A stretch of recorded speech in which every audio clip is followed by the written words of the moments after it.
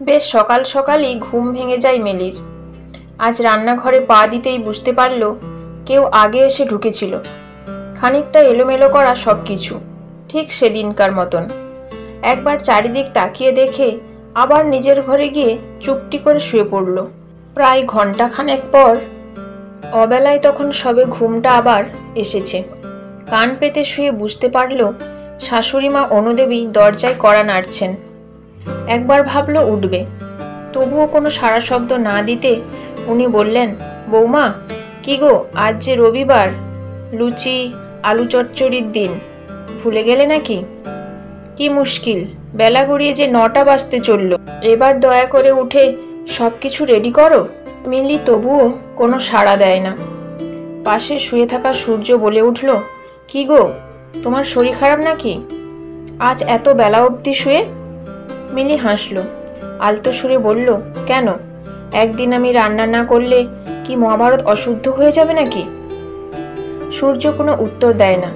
বিছানায় উঠে বসে খবরের কাগজে মুখ ঢেকে ফেলে।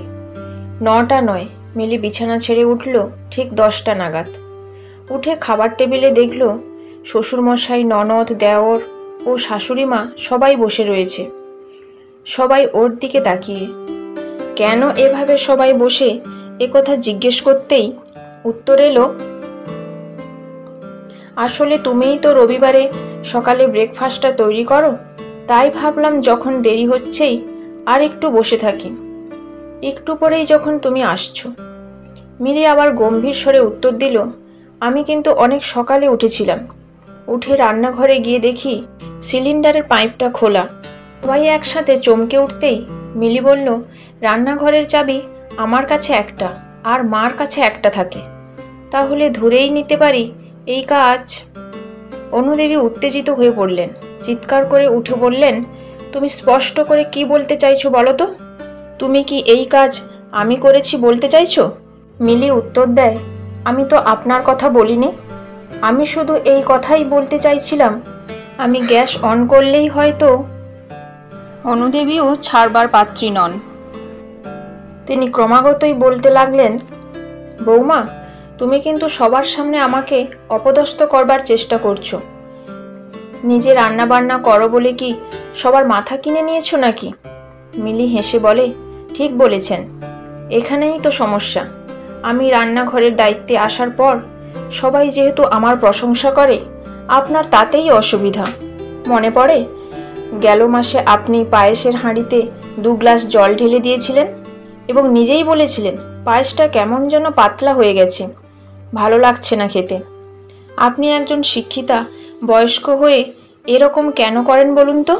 বিয়ের পর এসে আমি তো রান্নাঘরের দায়িত্ব সামলাতে চাইনি, আপনি নিজেই আমাকে বারবার অনুরোধ করেছিলেন।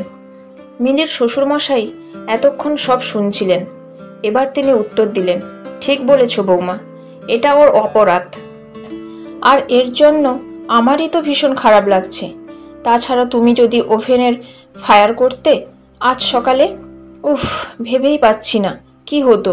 সত্যি ভগবান আমাদের বাঁচিয়ে দিয়েছেন। কিছুটা দূরে রাখা ল্যান্ডফোনটা বেজে ওঠে। সবাই স্ট্যাচুর মতন বসে থাকায় মিলি গিয়েই ফোনটা তুলতে ওপাশ থেকে মামা শ্বশুরের ফোন। উনি জিজ্ঞেস করলেন, কে বৌমা? কি গো, তোমার নাকি খুব জ্বর? মিলি অবাক হয়ে জিজ্ঞেস করলো, মামা, কে বলেছে আমার জ্বর? একটা হতাশজনক শব্দ করে তিনি উত্তর দিলেন, সে কি, আসলে আজ বিকেলে আমাদের বাড়িতে একটা পুজোর অনুষ্ঠান ছিল।